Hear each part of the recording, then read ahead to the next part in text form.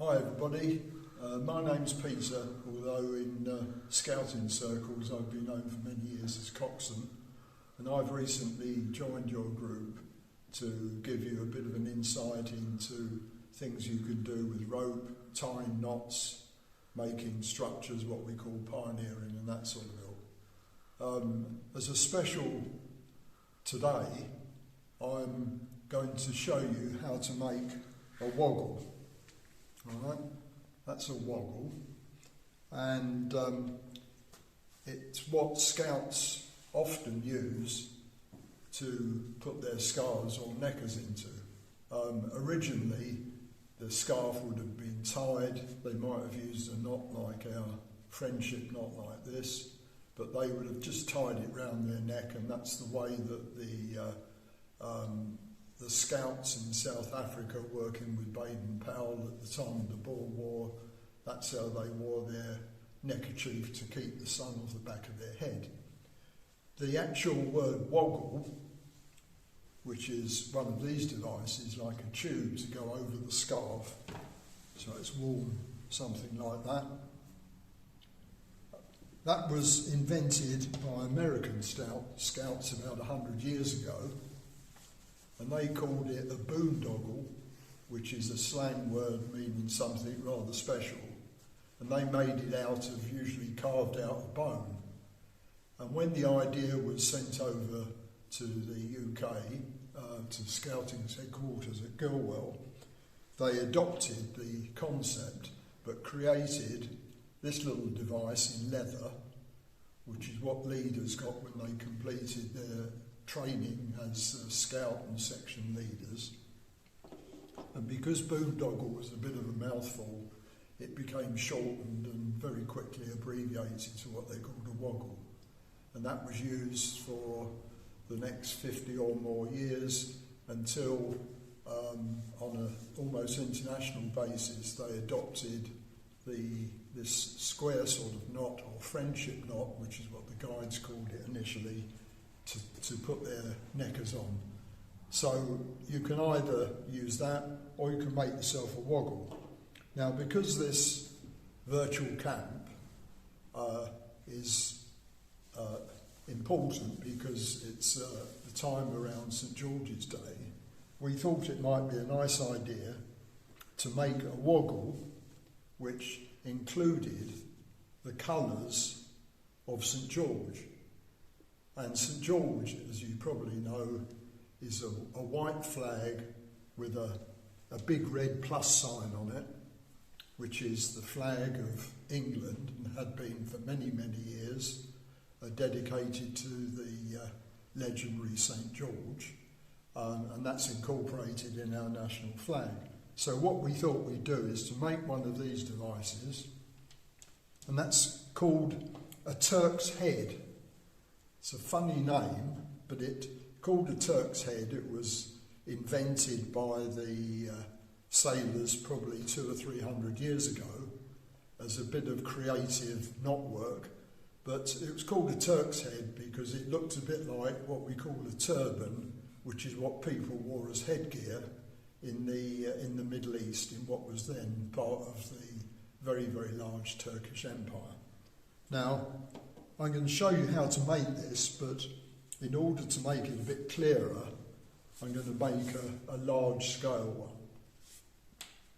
And this system of making it, I think, is very simple, and I hope you'll learn how to do it quite quickly, and then we can develop it from there. So we take a piece of rope and we wind it round over once, over twice. Now, those of you who know anything about doing lashings and things like that know that if you did that, you create what is called a clove hitch. But we're not going to do that. Instead of going under, we're going to go over and then under the next rope.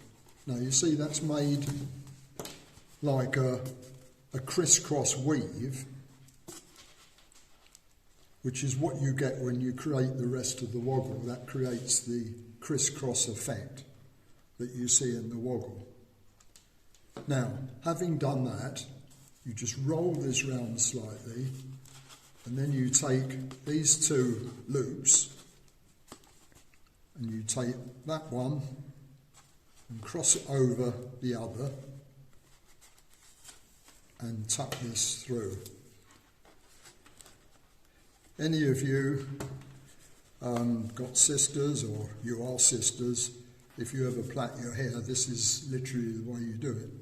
Now, that is all you do, and that has created the basic frame of a Turk's head. Because if you look at these two ends, you can see that you've got back to where you started from.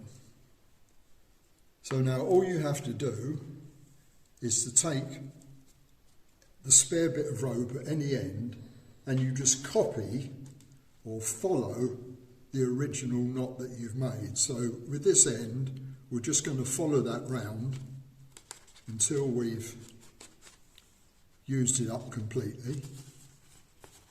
And it doesn't matter whether you have a long or a short bit, because you can work from either end.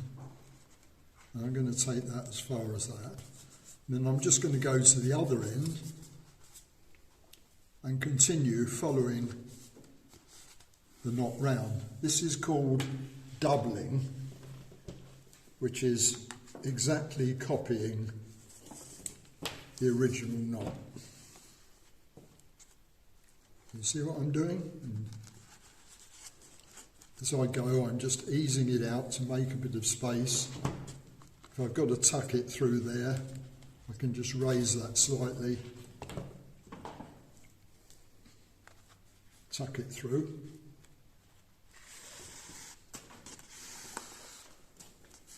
Continue to go round.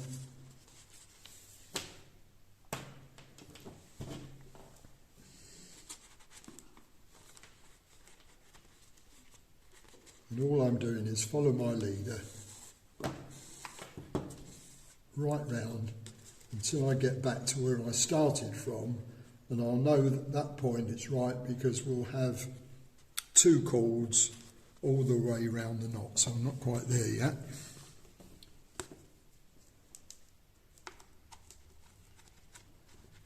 A little bit more tucking. Oh, again, there we go. So what we're effectively doing is to double all the way round until I can see two parallel cords right the way round the knot. You can see I've got a little bit further to go because this one hasn't been followed. So I'm just going to take that round. If this gets a bit tight, you can use a little bit of wood or something to poke it in there to raise it. I have this very handy tool, because I do a lot of this, which is called a Swedish fid, and that's for fiddling the end of the rope neatly through wherever you want it to go. And that's handy if the knot's starting to get a bit tight, because at the end of it all you want something that's firm rather than very floppy. I'll just finish that off now.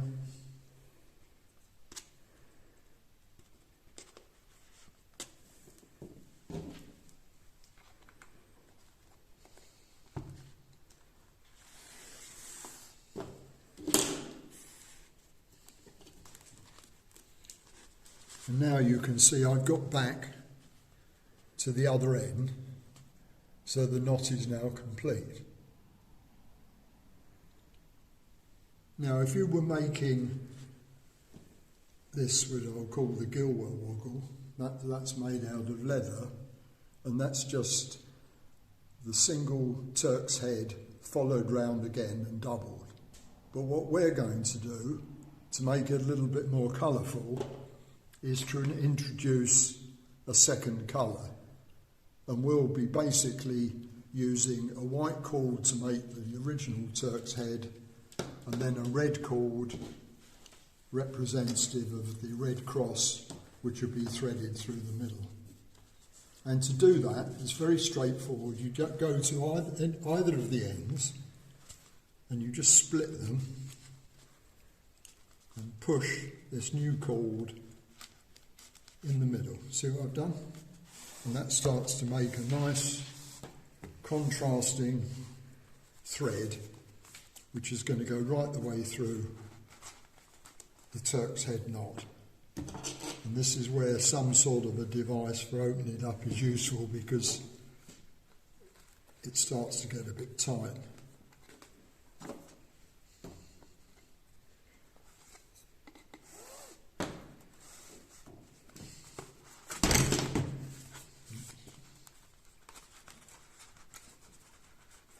So all I'm doing is to make sure I go down the middle of the other two, in this case yellow strands, and just keep following through.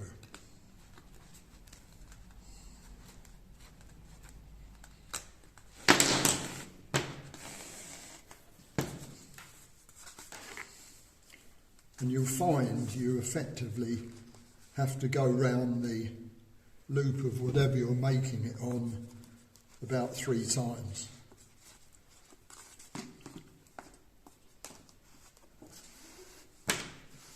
If you're starting from scratch, that helps you to estimate how much rope or cord you're going to need to make the knot.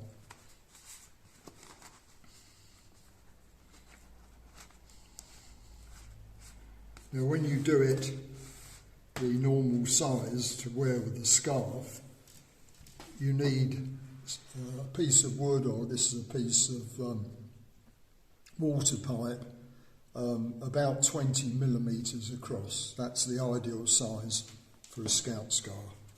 So we just take this a little bit further so you can see it completed.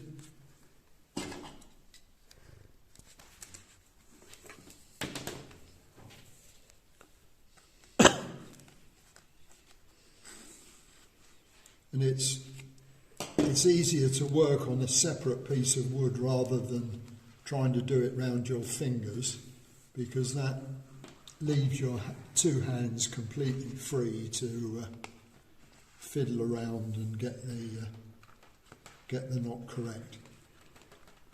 But when you're making it, you want to keep it fairly tight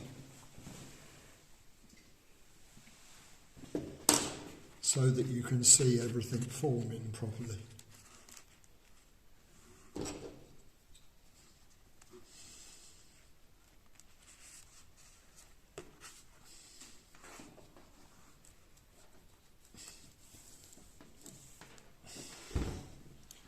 Now we're coming close to the end. So I'm just going to put this back through there, because we want to finish up with 2 yellow strands visible everywhere and a purple strand through the middle.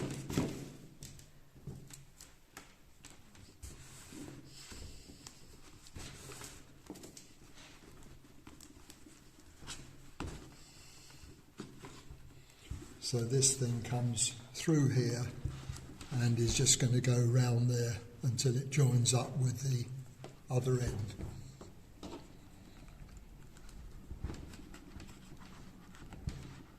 Don't worry about the ends sticking out at this stage, because I'll show you what we're going to do with those.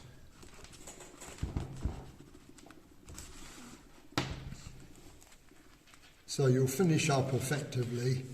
If you ignore these loose ends, you can see that you've got this right the way through, and that goes through to there, and that completes it. I'll just tuck that through there out of the way.